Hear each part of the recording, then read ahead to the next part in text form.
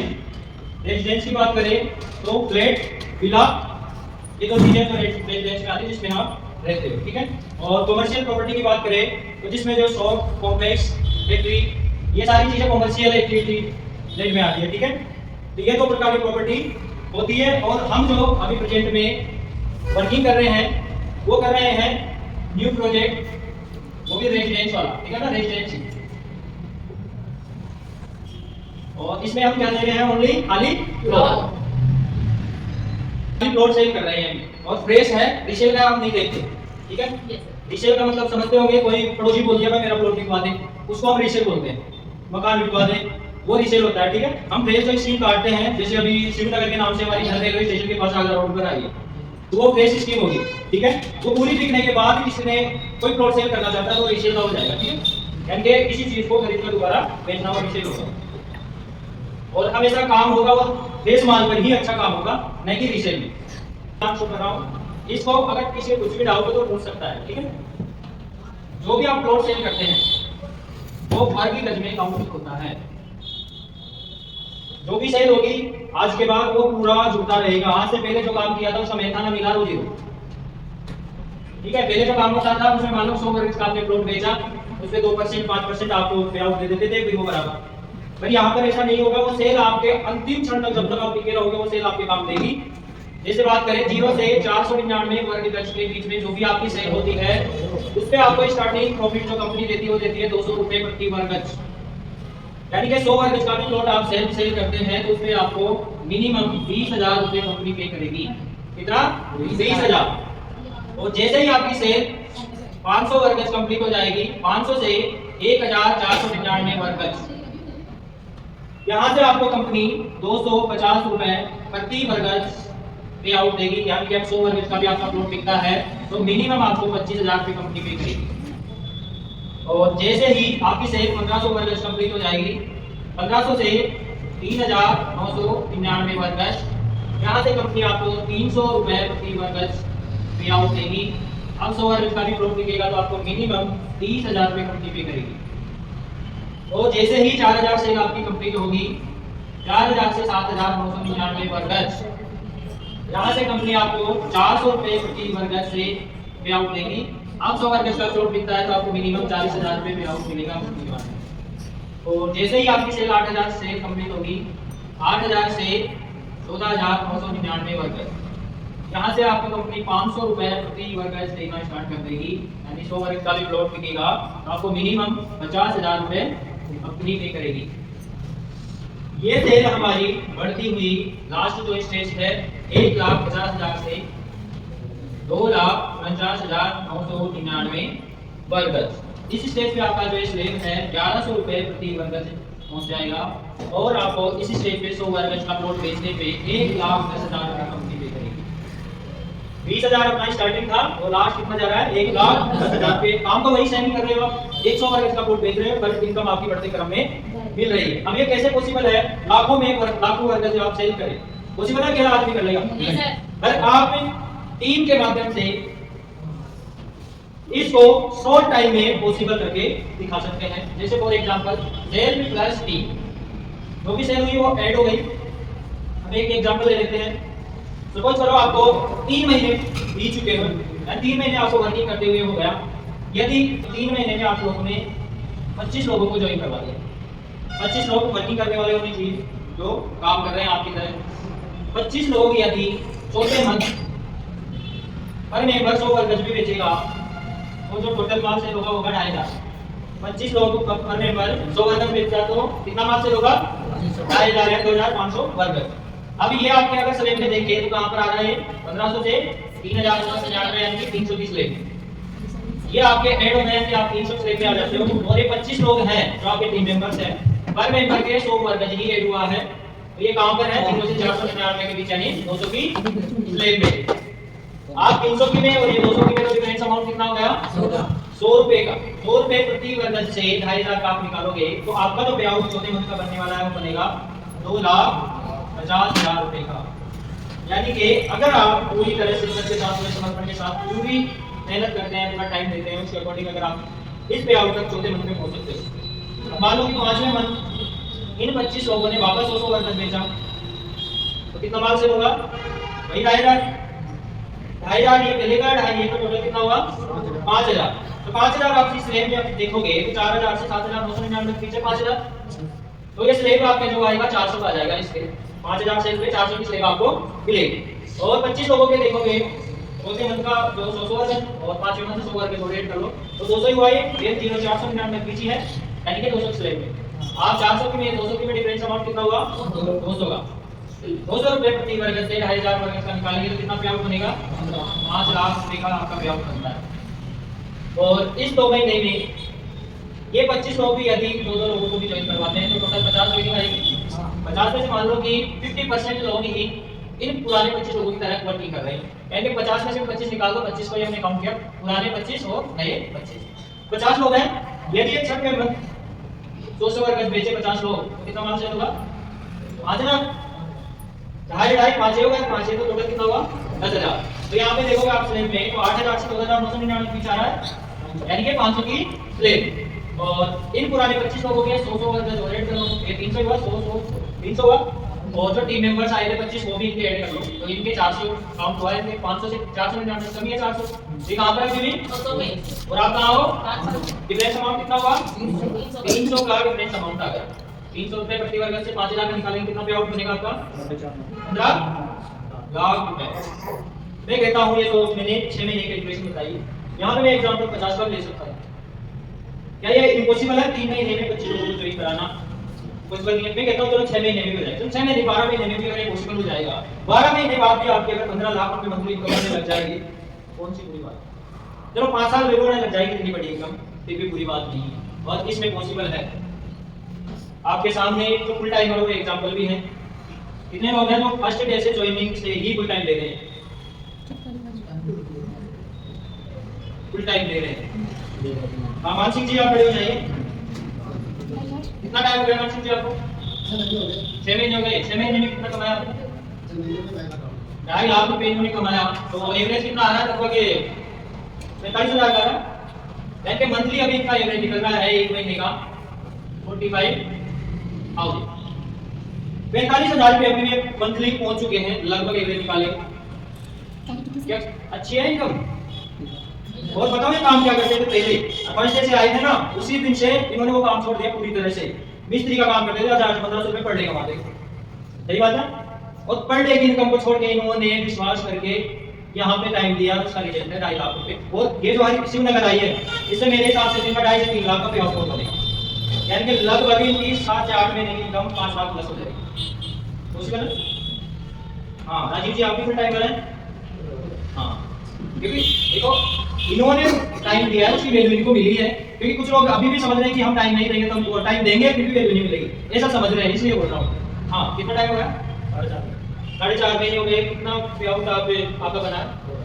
2 plus, चलो 2 लाख मान लो, फिर भी 50,000 का इंतजार है एक महीने का। एक गवर्नमेंट सर्वेंट से कम नहीं है भाई। स्टार्टिंग को लगता है तो 20,000 25,000 का तो मिलता है 2 साल तक। आपको कभी 4 महीने के 50,000 रुपये आ रहा है, जब 2 साल हो जाएगी मेरे हिसाब से आप 5-10 लाख रुपए निकालेंगे। धन्यवाद। बैठ जाओ। राजीव जी की एक ताली बजा सकते हो और गायत्री जी भी हमारे बीच हैं, तो कृपया आप भी टाइम बताएं और पे आउट बताएं। लगभग ऑलमोस्ट 7 महीने जा रहा है। हाँ 6 यानी 6 महीने कंप्लीट है। हाँ और 2.5 से 3 लाख मेरी इनकम। चलो हम मान लेते 3.5 लाख मान लेते हैं, है ना? 275 ये कमाल दे दो 45 और 50 के बीच में। तो लेडीज हाउस वाइफ होते हैं, 2 बच्चों की मां होती है, उनको संभालते हुए वो वर्किंग कर रही हैं। जब ये यहाँ से कमा सकते हैं तो क्या आप फुल टाइम देंगे? नहीं कमा सकते इतना। और चलो मैं भी फुल टाइम ही आया था। कब से आया था? 1 जून 2023। मैं 5 मिनट कितना हो गया? 7 महीने। चलो 7 मान लेते हैं मोटा मोटा। अब तक मेरी इनकम है 8 लाख प्लस, यानी कि अगर देखा जाए तो मंथली 1 लाख से प्लस हो रहा है, नहीं हो रहा? 6 महीने में आप पहुंचना बहुत बड़ी बात है मेरे हिसाब से। और मेरा टारगेट है, वैसा टारगेट आप भी सेट कर सकते हो। 2024 में जो जनवरी चालू हुई है, जनवरी से दिसंबर 2024 इसका टारगेट है मेरा 1 करोड़ रुपए मेरे 12 मंथ की वैल्यू है। कितना? 1 करोड़ रुपए। क्या पॉसिबल है? मेरे लिए तो पॉसिबल है, आपका पता नहीं है ना। मेरे लिए तो ये पॉसिबल है 1 करोड़ रुपए।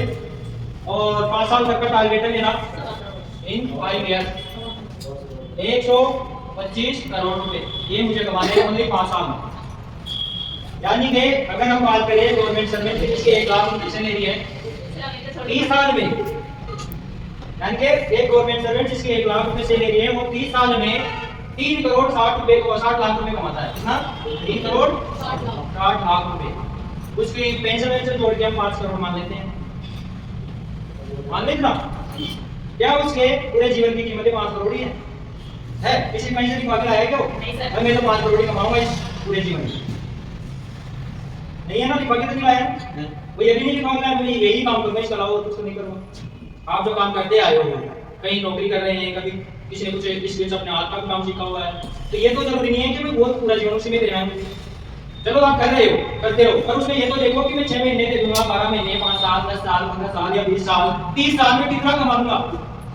ये तो देखो, समय को दे रहे हो, समय की तो कीमत है भाई। आपको लगता है पॉसिबल मैं 10 साल, 15 साल या 20 साल में किसी ऑर्गेनाइजेशन, किसी फैक्ट्री में काम करके ऐसा पैसा कमा सकता हूं जैसे मैं बता रहा हूं, 1 करोड़ 5 साल में मेरा टारगेट है 125 करोड़। क्या मैं और नहीं कमा सकता हूं ऐसा? नहीं। आपको भी हक है अपने समय की कीमत काउंट करने की। जैसे मेरे 12 महीने की कीमत मैंने बता दी, लगभग 1 करोड़ रुपए मेरे समय की कीमत है 1 साल की। 5 साल में 125 करोड़ रुपए मेरे काउंट करके मेरे 5 साल की ये कीमत है और उसे मैं हासिल करके आऊंगा। क्योंकि हम अपनी कीमत नहीं जानते। जिसने सेल्फ की कीमत, सेल्फ की वैल्यू और टाइम की वैल्यू, इन दोनों की वैल्यू जैसी आता है वैसी वैल्यू मिलती है। मानते हो इस चीज को? कौन मानता है? ईमानदारी से बोलना, ईमानदारी से बोलना जो सेल्फ की कीमत और टाइम की कीमत मानता है। चलो पूछ ही लेते हैं। हेमचंद जी स्टैंडर्ड। हेमचंद जी आपके पास 2024 के 12 मंथ हैं, 12 मंथ का टाइम, मंथ को टाइम में कन्वर्ट कर दो, चाहे टाइम को 12 मंथ में कन्वर्ट कर दो। इसकी वैल्यू क्या आते हो आप अपने 12 महीने की? 5 करोड़ रुपए। 5 करोड़ आपने आती है तो उसके अकॉर्डिंग आपको एफर्ट्स लगाने पड़ेंगे, प्लानिंग करनी पड़ेगी। कैसे ये पॉसिबल है? ये पॉसिबल होगा जो अपना इनकम प्लान है उसके अकॉर्डिंग अगर आप प्लानिंग करेंगे। बिना टीम के वो पॉसिबल नहीं है, मेरे लिए भी पॉसिबल नहीं है आप लोगों के बिना। आज पूरे विश्व में इतिहास उठा के देख लो, प्रेजेंट उठा के देख लो, कोई भी इंसान अगर सफल और कामयाब है, सक्सेसफुल है, उसके पीछे बहुत सारे लोगों का हाथ है। एक इंसान ऐसा बता दो जो बिना लोगों के कामयाब, सफल और सक्सेसफुल है, कोई एक एग्जांपल देके दिखा दो, मैं मान जाऊंगा। है कोई? नहीं सर। चाहे फिल्म इंडस्ट्री का उठा के देख लो, चाहे आप खेल कूद के खिलाड़ियों को उठा के देख लो, चाहे कोई नेता को उठा के देख लो, किसी को भी उठा के देखोगे, कोई बिजनेसमैन को उठा के देखोगे, उनके पीछे बहुत सारे लोगों का हाथ है, तब जाके आज वो सक्सेसफुल है। कोई पैसा देके किसी का समय खरीद लेता है। जैसे आप जॉब करते हो कहीं भी 10,000 20,000, तो वो आपका क्या खरीदता है? स्किल्स और समय, स्किल्स और टाइम। आप किसी को ऑर्गेनाइजेशन को 8 घंटे देते हो, 8 × 20 कर लो, 3 8 24, 240 घंटे आप उनको देते हो, तब जाके आपको लगभग 15 से 20,000 रुपये पे करता है, नहीं करता है? और इससे आप क्या क्या कर सकते हो? 15,000 आप इसमें से पैसा भी बचा सकते हो, घर का खर्चा भी चला सकते हो और अपने बड़े सपने भी पूरे कर सकते हो। पॉसिबल है ना? इम्पॉसिबल। जब हमें सच्चाई पता है उस लाइन में हमें क्या मिलेगा, क्या मिल रहा है, फिर भी हम उसको प्रायोरिटी दे देते हैं। प्रायोरिटी जहां आप दोगे वैसी ही वैल्यू मिलेगी। यानी प्राथमिकता, आपकी नजर में कहां प्राथमिकता है और कहां नहीं। अभी जैसे कोई जॉब कर रहा है, वो पार्ट टाइम यहाँ आया, जब उसको पता है यहाँ का मैं टाइम दूंगा पूरे समर्पण के साथ में, तो क्या वैल्यू मिलेगी इन फ्यूचर 2 से 3 महीने या 6 महीने में। जब उसको पता चल रहा है फिर भी वो असमंजस में रहता है, डाउट में रहता है, अरे मेरा टाइम खराब हो रहा है, 1 महीने इनकम नहीं, 2 महीने नहीं, 3 महीने नहीं, और उसको पता नहीं है प्रकृति परीक्षा लेती है। जो पूरे शिद्दत के साथ, समर्पण के साथ एफर्ट्स लगाता है, मेहनत करता है, ऊपर वाला देखता है कितना तड़प रहा है उसके लिए जो इसको चाहिए। आपको मान लो 1 लाख रुपए कमाने हैं 1 महीने, पर इस 1 लाख के लिए आपने क्या क्या त्याग किया, कितना रात दिन मेहनत किया, कितनी प्लानिंग की आपने, वो भी तो देखेगा ना ऊपर वाला। आप इसके लिए काम को 1000 रुपए का नहीं कर रहे, 1 लाख कमाने की सोच रहे हो, फिर पॉसिबल कैसे होगा? तो हमें जैसा हम टारगेट सेट करें उसका अकॉर्डिंग हमारी प्लानिंग होनी चाहिए, पूरी योजना होनी चाहिए। बिना योजना के आप कहीं भी सक्सेस नहीं हो सकते। कहीं भी किसी भी ऑर्गेनाइजेशन में जा सकते हो, किसी भी कंपनी के साथ आप जुड़ सकते हो। अगर आपके पास प्लानिंग नहीं है तो आप उसमें कुछ अच्छा नहीं कर सकते, आप बड़ा नहीं कर सकते। वो कहते हैं अब जैसे आप टीम बना रहे हो, टीम का ये खेल तो सारा, Yes, sir. बट टीम की केयर करना आना चाहिए, उसको संभालना आना चाहिए, उसको गाइड करना आना चाहिए। हम खुद ही नहीं सीख पा रहे हैं तो टीम को क्या सिखाएंगे? हम खुद ही पूरा टाइम देंगे, प्रायोरिटी देंगे, तभी तो सीखेंगे हम। पर हम टाइम तो खुद ही पार्ट टाइम में दे रहे हैं और उसमें भी सीखने की कोशिश नहीं करते। यहाँ आगे तो पीछे बैठ जाता है, बैठते हैं ना, बस गपशप करते रहते हैं। पर ये नहीं है कि कोई सीनियर या कोई अपना लीडर हो फिर बैठा यार नहीं इससे कुछ सीख ले, कुछ प्रश्न भी लेके जाए उनके पास, इम्तिहान मिले। हर सवाल का जवाब है, पर जानने की इच्छा भी होनी चाहिए, उत्साह होना चाहिए। जब हमने पढ़ाई की स्कूल में तो ऐसे ही क्लास लगती है, जैसे मान लो आपके स्टूडेंट में टीचर, तो मैं पढ़ा रहा हूँ, सबके लिए तो सेम ही बोल रहा हूँ, किसी के लिए स्पेशल थोड़ी बोल रहा हूँ। पर आप में से कुछ जो जिज्ञासु होगा, जिज्ञासु मतलब समझते हो, जानने की इच्छा रखने वाला, जानने की इच्छा रखने वाला अगर कुछ भी डाउट है तो तुरंत पूछ लेता है, वो तुरंत पूछ लेता है और तुरंत पूछने वाला ही वहां भी टॉप करता है। और जो पीछे बैठा है या बीच में बैठा है, आगे बैठ जाए ना गलती से हो, तो पीछे बैठता है जिसको कुछ समझ में मुझसे कुछ ना पूछ ले, होता है ना, मुझसे गलती से कुछ ना पूछ ले, और उसके चाहे समझ में आ रहा हो नहीं आ रहा हो वहां भी कर देगा, नहीं आ रहा हो फिर भी आप कर देगा, हाँ आ रहा है फिर पूछ लेगा फिर। तो उस क्लास में भी वही टॉप करता है जो ज्यादा से ज्यादा टीचर से डिस्कशन करता है, क्वेश्चन पूछता है। वहाँ पे एक दो लोग ये मेरिट करते हैं, वैसे ही यहाँ पर भी ऐसे लोग निकलेंगे। अगर आपने जिज्ञासा है, जानने की इच्छा है, मेहनत करने की इच्छा है, तो आप इस फील्ड में आगे जा सकते हो। और आप जानने की इच्छा नहीं रखते, ये सोच रहे हो मैं पहले से ज्ञानी हूँ, मैं तो सब कुछ जानता हूँ, तो फिर ऊपर वाला कुछ नहीं कर सकता इस विषय में। पर आप अगर इस फील्ड में आए हो, अपने आप को जीरो समझो, क्योंकि जीरो अगर एक के आगे लग जाए तो उसकी वैल्यू बन जाती है। एक जीरो लग जाए तो एंड इस जीरो की वैल्यू वो बहुत ही ज्यादा है। तो अपने आप को जीरो से हीरो बनाने के लिए हमें जीरो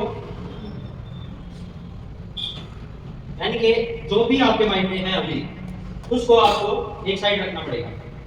जो भी आपके माइंड में चल रहा है उसको एक साइड में रखना पड़ेगा। यहाँ पे फ्रेश माइंड से आपको आना पड़ेगा।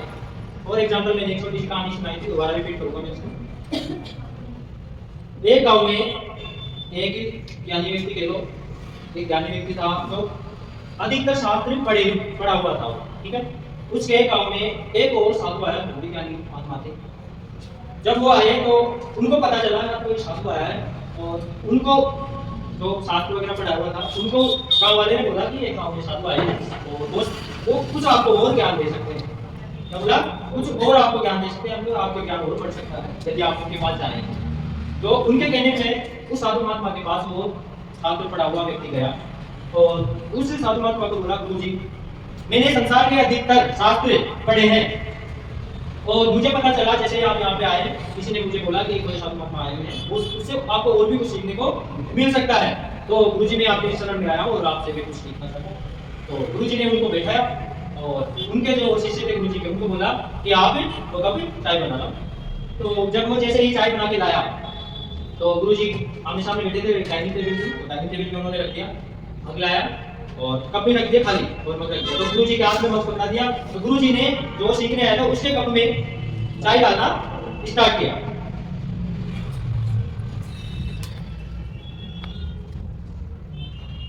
चाय डालना स्टार्ट किया तो एक चौथाई भाग भर गया, आधा भर गया, पूरा भर गया, पूरा भर गया। फिर भी गुरुजी डालते रहे, रोज चाय नीचे गिरना स्टार्ट हो गई। अब वो जो शास्त्र विद्या जो पढ़ा हुआ था शास्त्र काम, वो गुरुजी को बोलता, गुरुजी ये क्या कर रहे हो आप? कब भर चुका है, कब भर चुका है और चाय नीचे गिर रही है। तो इस घटना का वृत्तांत बताते हुए उस शास्त्र पढ़े हुए व्यक्ति को गुरुजी ने बोला, इससे जिस प्रकार इस भरे हुए चाय कप में, चाय के भरे हुए कप में और चाय डालने पर उसमें भर नहीं रही है, उसमें रुक नहीं रही हो, उसी प्रकार आपका दिमाग जो भारी ज्ञान से भरा हुआ है पहले से, अगर मैं कोई चीज आपको बताऊंगा, कोई ज्ञान दूंगा, तो वो आपके समझ में नहीं आएगी, कि आपके दिमाग से बाहर जाएगी, क्योंकि आप में तो पहले से घमंड है, ईगो है कि मैं पहले से ज्ञानी हूँ। मैं पहले से ज्ञानी हूँ, तो जो ईगो रखता है पहले से मैं जानता हूँ, ये सिखाएंगे जो, तो ऐसी हक रखने वाला, ऐसा माइंडसेट रखने वाला कभी भी आगे नहीं हो सकता। तो जो भी नए लोग आ रहे हैं वो अपने आप को इस फील्ड में जीरो से ऊपर उठाने की कोशिश करें, सीखने की इच्छा रखें, जिज्ञासा रखें, ज्यादा से ज्यादा, जितना ज्यादा आप इस फील्ड में मास्टरी करोगे, बोलना सीखोगे, क्योंकि इस फील्ड में जो भी अपनी मान लो स्कीम आती है, जयपुर की नॉलेज, जैसे रोड वगैरह कहाँ से कहाँ क्या है, सांगानेर कितनी दूर है, प्रतापनगर कितनी दूर है, कितनी जगह वाटिका, इधर फिर कानोटा ले लो, नाइला ले लो, बस्ती ले लो, या फिर पास को ले लो, इनकी दूरियां आपके माइंड में होनी चाहिए, पहले से आपको नॉलेज होनी चाहिए कितनी दूरी पे कौन सा गाँव पड़ता है। जैसे बात करें नाइला की बात कर ले, या कानोटा की बात कर ले, या फिर बिना पानी की बात कर ले, ये दूरियां बेसिक नॉलेज है, ये आनी चाहिए। अब अपनी स्कीम आती है, अब मान लो कि झर रेलवे स्टेशन के पास अपनी स्कीम है, झर रेलवे स्टेशन के पास अपनी स्कीम है, तो कितनी दूरी पे है, किस चीज को पता है, यहाँ से 32 किलोमीटर। देखो नेट पे जब आप डालोगे तो उसमें दो रास्ते दिखेंगे, एक तो दिखाएगा 35 किलोमीटर और एक दिखाएगा 33 किलोमीटर। तो आप 33 नहीं बताओगे, 35 ही बताओगे, ठीक है। 35 किलोमीटर यहाँ से नेट है। तो ये बेसिक चीजें हैं जो आपको याद रखनी है। और अब बात करें अपनी स्कीम का नाम क्या है, रेलवे स्टेशन वाली शिवनगर, और इसमें हम लॉटरी के माध्यम से निकाल रहे हैं।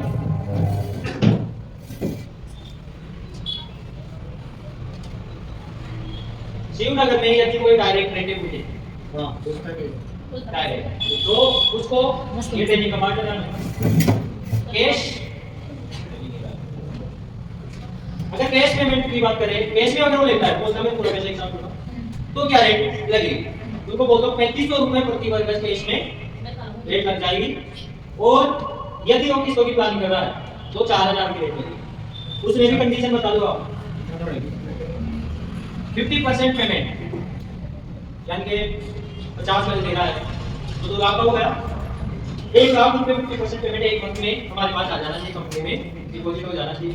उससे बेनिफिट क्या होगा, 1 लाख जमा हो गया, 1 लाख में कार्यकर्ता को जो बेनिफिट होगा कि उसका स्लेब में ऐड कर लेंगे, पहली बात तो जो प्लॉट बिका है, दूसरा पे आउट जल्दी मिल जाएगा, 50% पे आउट उनको मिल जाएगा। ये तो सेशन का फायदा होगा, उनका कस्टमर का फायदा हो गया कि 50% तो पेमेंट बचा, यानी कि 1 लाख रुपए उसको वो 12 महीने की किस्तों में पे कर सकता है। 1 लाख को 12 में डिवाइड करोगे तो लगभग 8333 रुपए की आएगी, ये आएगी ना। इंटरेस्ट, आज इंटरेस्ट की बात करें तो पहले इंटरेस्ट काउंट हो गया, ज्यादा ज्यादा ये तो की बात है ना, आदमी है ना बहुत सारे पहले इंटरेस्ट 3 किलोमीटर 3000 चलो लिख रहा हूं तो मैं चला कोई बात, पर जो मैं बोल रहा हूं उसमें ज्यादा फोकस किया करो आप सर।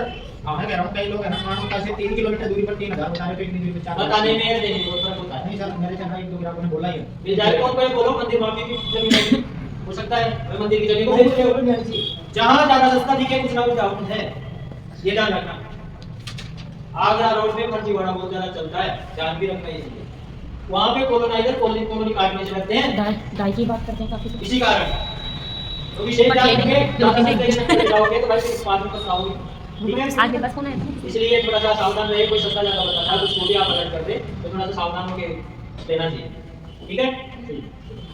लोन का फोन तो मैं रेट बता दी मैंने ना। और अब जो हमने फॉर्म लॉन्च कर रखा है 1100 रुपए का, समझाइए ये दो फॉर्म भर, हां बता दूं सबसे पहले आप क्या करते हैं, 1100 रुपए का जो फॉर्म भर रहे हैं उसमें सोशल कार्यकर्ता से क्या बोल रहा है 400 रुपए खर्चा चल सकता है, जो भी फुल टाइम बना रहा है पर डे का, यदि दो फॉर्म भी भरता है तो 800 रुपए बनते हैं। 800 में जो मान लो कि आपने 400 का तेल चढ़ा दिया, फिर भी 800 रुपए बचेगी, तो इससे आपका खर्चा भी चलेगा। और जब फ्लोट सेल होगा 18 फरवरी को लॉटरी ड्रॉ होगा, बताया ना सबको, 18 फरवरी को लॉटरी ड्रॉ होगा, उस टाइम लगता आपको मेरे फॉर्म भरे कितने लोगों के एक ही वाला निकला, तो एक इकसठ वाले से आपको कमीशन भी मिल रहा है और सैलरी काउंट। फर्स्ट राउंड की बात करें तो फर्स्ट राउंड में 21 टोकन है 99,000 वाले। आगे फर्स्ट राउंड में 21 टोकन निकालेंगे हम। सुनो, फर्स्ट राउंड में 21 टोकन निकालेंगे 99,000 रुपए में 50,000 रुपए प्लॉट है और इसमें 10,000 छुट्टा चार्ज है। कितना? 10,000। यानी कि इसका जो नेट अमाउंट लगेगा 1,00,000 और ये जो 10,000 रुपए है ये कार्यकर्ता एसोसिएट को मिलेंगे। इसको वो कुछ भी समझे, कमीशन समझे, बोनस समझे, ठीक है। पर ये मेरे पे ऐड नहीं होगा, ये तो 50 में प्लॉट 99 और सर एक चीज और पूछ रहा हूं मैं, जैसे कई बंदे के पट्टा चार्ज के लिए बोलते हैं डायरेक्ट रजिस्ट्रेशन में छोड़ हमने इसमें पट्टा चार्ज 99,000 में है और डायरेक्ट रजिस्ट्री करवाता है उसको। ये बोलो ये तो लगेगा 99,000 में, रजिस्ट्री का अलग से लगेगा फिर रजिस्ट्री करवाएगा, ये बोलो, ठीक है। यानी कि रजिस्ट्री का लगभग 15,000 रुपए खर्च आएगा 50% में और टोटल 15,000 ये वो रेडी कर लो 25,000 एक 25 यानी कि 1.25 लाख का लगभग ये पड़ जाएगा रजिस्ट्री पट्टा सही। दूसरे राउंड में 151 टोकन है। इन 151 लोगों को 1,61,000 में 50 वर्ग के प्लॉट दिए जाएंगे और इसमें बात करें हम 51,000 रुपए 15 दिन के अंदर आना अनिवार्य है कि इसको 15 दिन में 51,000 रुपए जमा कराना है। लॉटरी ड्रॉ के दिनों 51,11,000 से बुकिंग डाल सकते हैं, ठीक है। और आप लोगों को मैं विशेष बोलना चाहूंगा कि 51,11,000 से कभी बुकिंग ना ले। जितना जल्दी क्लाइंट का 51,000 रुपए कंपनी के पास आएगा उतना ही ज्यादा अच्छा आपके लिए है, क्योंकि 51,000 जिस पार्टी का आ जाएगा वो डील म्यूचुअल हो जाती है लगभग 51,000 से अगर आपने बुकिंग करवाई है किसी की तो ये कैंसिल होने के चांस है। एग्जांपल है कि कैंसिल हो रहे हैं 51,000 से बुकिंग कराने के बाद भी कैंसिल हो रहे हैं तो बिल्कुल तो आप एक बार कुछ ना हो कि मेरा तो बुक हो गया, ठीक है। हमारे बीच ये संतोष जी बैठे हैं, इनका फोन कैंसिल हुआ है 51,000 वाला, वो 51,000 रुपए लेने नहीं आएगा, ये और बता दे 51,000 रुपए लेने नहीं आएगा। मेरे हो गए सर 2 हां मेरे 2 गए ना 99 वाली। तो हम क्या है नुकसान खुद का खुद ही करते हैं। जितना जल्दी हो सके 21,000 या 51,000 रुपए पार्टी से लेने की कोशिश करें जल्दी जितना ज्यादा लेट करोगे उतना लॉस है, क्योंकि लॉटरी जब खुलती है ना खींच के 3 दिन तक ही क्लाइंट में भी जोश रहता है, उत्साह रहता है, बाद में वो सो जाता है। जैसे बात करें लोहे को या धातु को आकार देने के लिए जब तक उसको टेम्परेचर दे देते हैं, यानी लोहा लाल हो जाता है, गर्म हो जाता है, तब तक आप उसको आकार दे सकते हो चोट मार के किसी भी आकार में आप उसको ढाल सकते हो अगर आपने वो वाली कला है आकार डालने का। उसी प्रकार यहाँ पर रूल लागू होता है, जब तक क्लाइंट में उत्साह है लॉटरी का तब तक उसे खींच लो पेमेंट, नहीं तो बाद में ठंडा हुआ ना पेमेंट करो उधर भी सुनेगा, वो रोशे भी सुनेगा, रिश्तेदारों भी सुनेगा, अरे वो तो दूर है क्या करेगा वहां लेके, दूर है वो तो, अरे वहां तो 1100 की प्रतिबल कैसे मिल रहा है होता है ऐसा भी है ना होता है। मिलने के बाद देखेगा अरे जाने समझ रहे बात को। हां तो ये क्या है गलतियां हमसे हो रही हैं, इसीलिए हमारी सेल कम होती है और फिर हम कंपनी को रोक दे देते हैं हमारी सेल नहीं हो रही, ये नहीं हो रहा, क्योंकि हम सिस्टम से नहीं चल रहे। सिस्टम से चलेंगे तब जाके ही काम होगा। तो कितने साल की सामने वाला समझ हम क्या है 80-50 चीजों को ले लेते हैं, हंसी मजाक वाली बात नहीं है सर। इसमें ट्रस्ट है, जब तक आप क्लाइंट के दिमाग में अपने प्रति ट्रस्ट में विश्वास पैदा नहीं करोगे तब तक वो प्लॉट नहीं लेगा।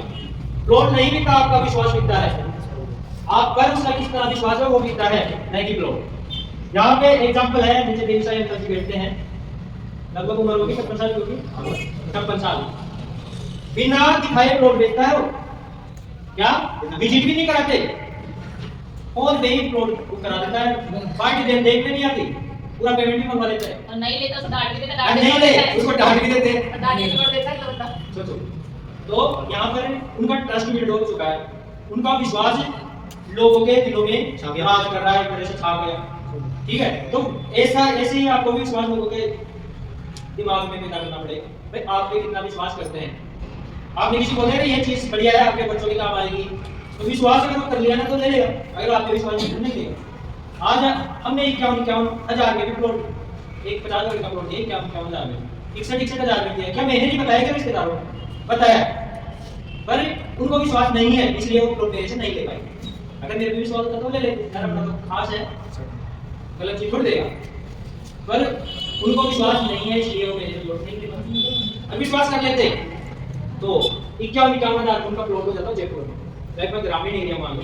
अरे अगले आने वाले 10 से 15 साल में वही सिटी वाला एरिया भी होगा। आज से 10 से 15 साल पहले जगतपुरा को देख लो, आप प्रतापनगर को देख लो, सीतापुरा को देख लो, ये भी जंगल हुआ करता था, खेत दिखते थे, फसल हुआ करती थी। इधर देख लो अक्षयपात्र की तरफ, बॉम्बे हॉस्पिटल की तरफ आज भी फसल हो रही है, पर वहाँ पे भाव देखो, आप रेटे उठा के देख लो। जेडीए का अगर 60 फीट 80 फीट रोड का अगर कोई प्लॉट मिल रहा है तो 40,000 से 60,000 तक की रेट है, 40,000 से 60,000 तक की रेट है। और आज हम प्लॉट दे रहे हैं यहाँ से 28 किलोमीटर दूर दे रहे हैं 3,000 की रेट में, 3,500 की रेट में। ये गलत है क्या? डेवलपमेंट को देखो, बिजली पानी की सुविधा दे रहे हैं, रोड दे रहे हैं, मंदिर पार्क दे रहे हैं, वो तो बच्चे की जान लेगा।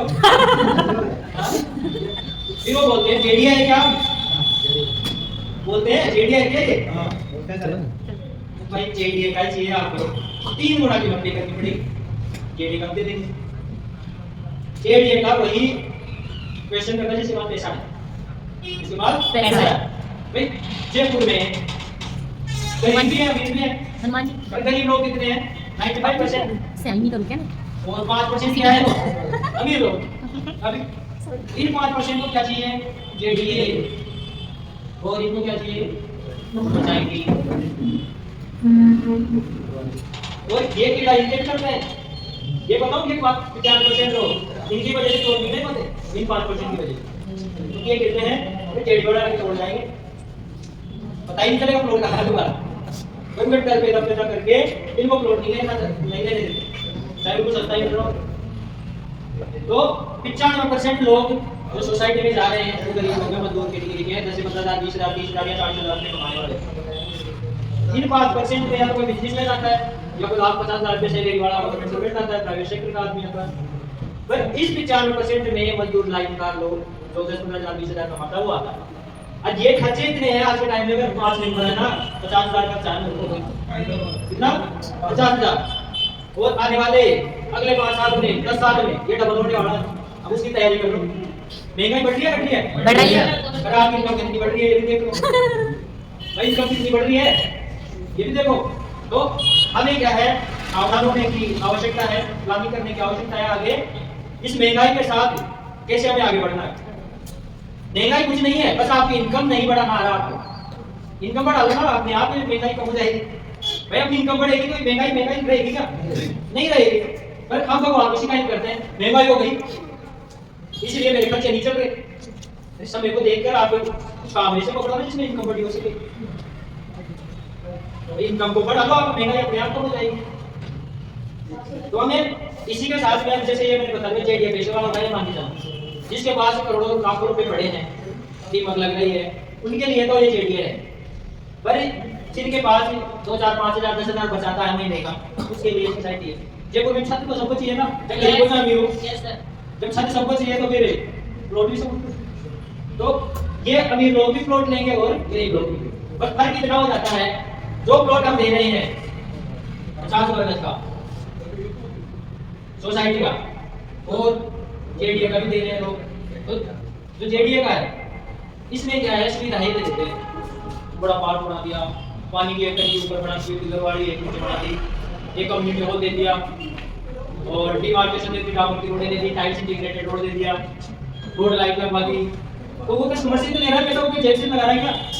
भाई आपको सस्ता थोड़ी दे रहा है, आप ही से पैसा लेके उसमें लगा रहे हो, महंगी दे रहा है, फैसिलिटी दे रहा है, फैसिलिटी दे रहा है। खाली हो और हम सोच रहे हैं जेडीए सिक्योरिटी दे रहा है, यही समझते हैं ना? अरे पैसा तो आप ही से ले रहा है वो सिक्योरिटी के, तो क्या खुद की जेब से दे रहा है क्या? तो ये चीज देखो, अब हम कार्य करता है तो हमें ये चीजें माइंड होनी चाहिए। वो भी जेडीए का पूछता है, जिसके बाद हमारा बजट नहीं है फिर भी जेडीए मांग रहा है, जेब में 2 से 3 लाख रुपए हैं और वो कह रहा है जेडीए का है क्या? भाई जेडीए का दे देंगे, पर ये बजट आपका 3 गुना होना चाहिए, कम से कम 12 से 15 लाख रुपए होने चाहिए, 10 लाख आपको जेडीए अपलोड भी देगा। तो ये एजुकेशन आप रखिए और क्लाइंट को कन्विंस करने में इन चीजों का यूज है।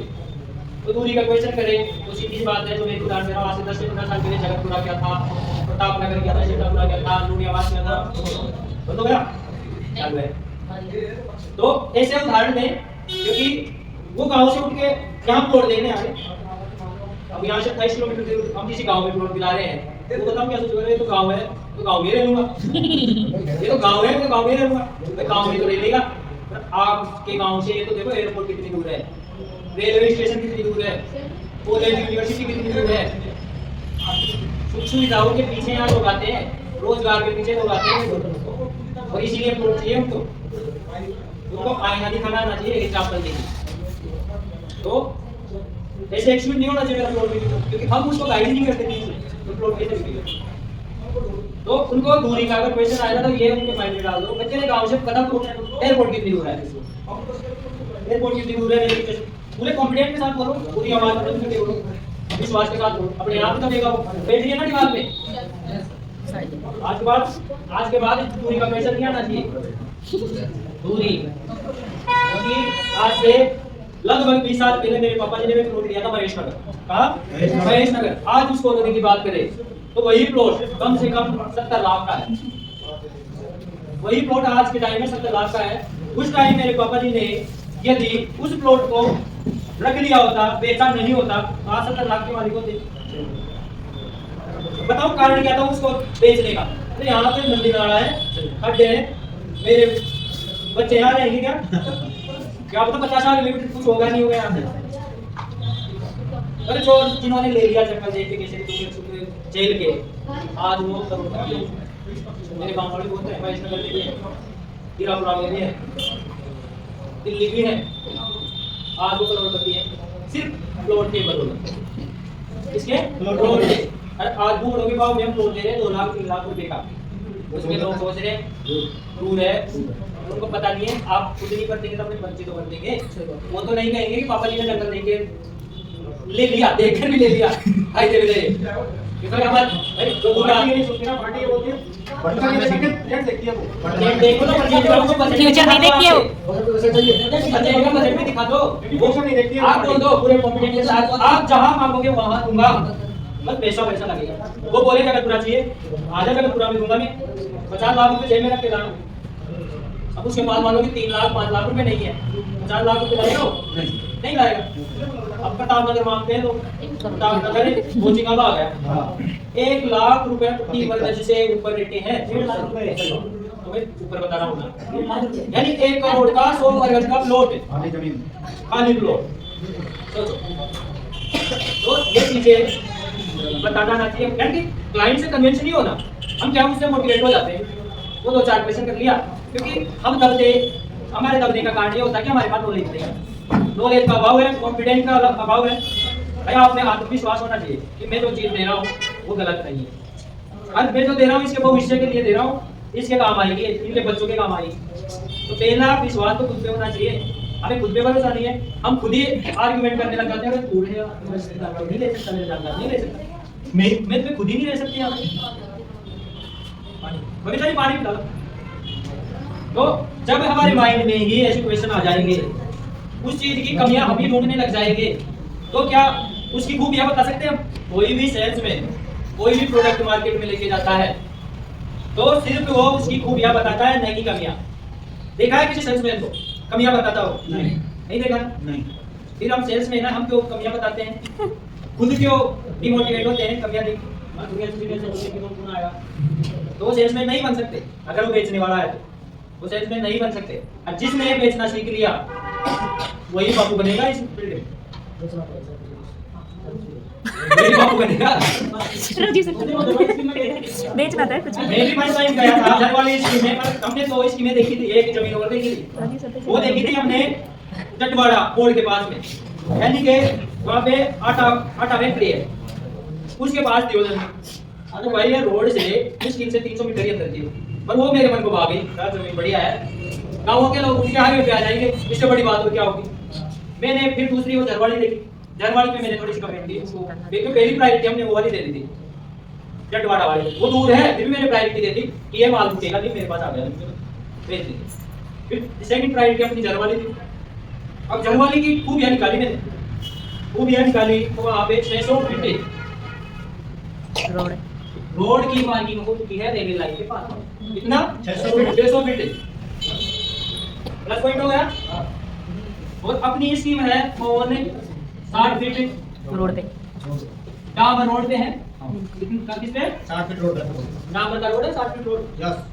अभी 60 फीट पूरा बना हुआ नहीं है, पर हम जो स्कीम वाले वो 60 फीट रोड छोड़ के ही बनाएंगे।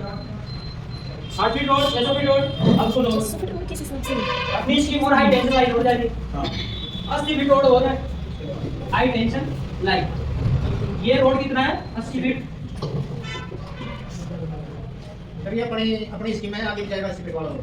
जाएगा आगे, रुकेगा थोड़ी। जब हमने जमीन 80 फीट रोड छोड़ी है, कितनी जमीन है ये? हमारे पागल है छोड़ने वाले। आगे बढ़ जाएगा।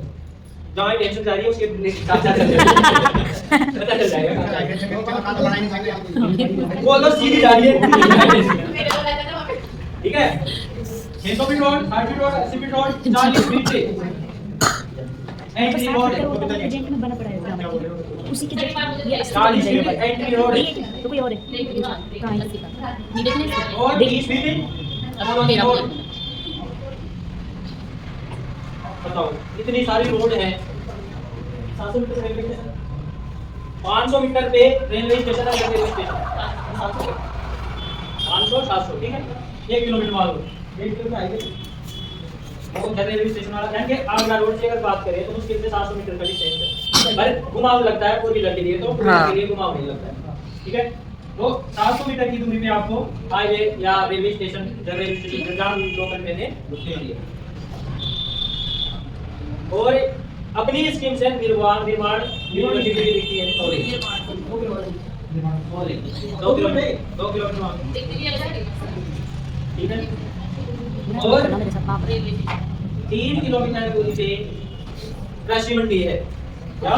कृषि मंडी यानी खोज में काम खोलनी है ठीक है।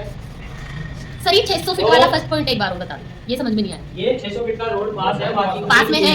जो रेलवे लाइन है ना, हाँ। रेलवे स्टेशन अच्छा। उसके बाद से मार्केट हुई हुई है। वहाँ देख लेना आप, चलो अच्छा। दोबारा से हमारी निकाल तो नहीं पड़ी है तो तुम्हें भी क्यों पा लेना और बीसलपुर का पानी अपनी स्कीम में कोई यानी कि मोटर पॉइंट लोग हैं, पानी बिजली की सुविधा है यानी कि कनेक्शन अप्लाई करो, मकान बनाओ, बिजली पानी की सुविधा क्यों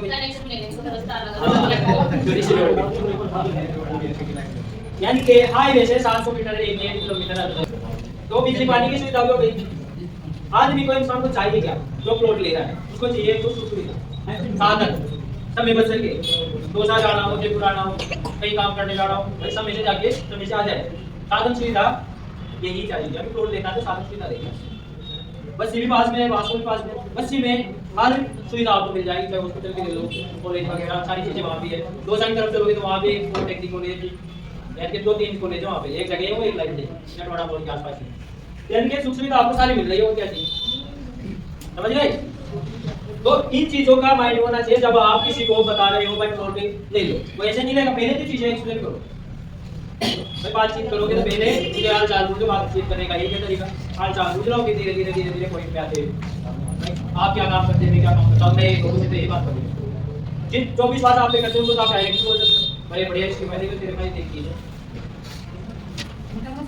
हाँ बताओ, हाँ लिख लो, नोट कर लो, जो नोट करना चाहे कोई फोटो भी ले लो, बात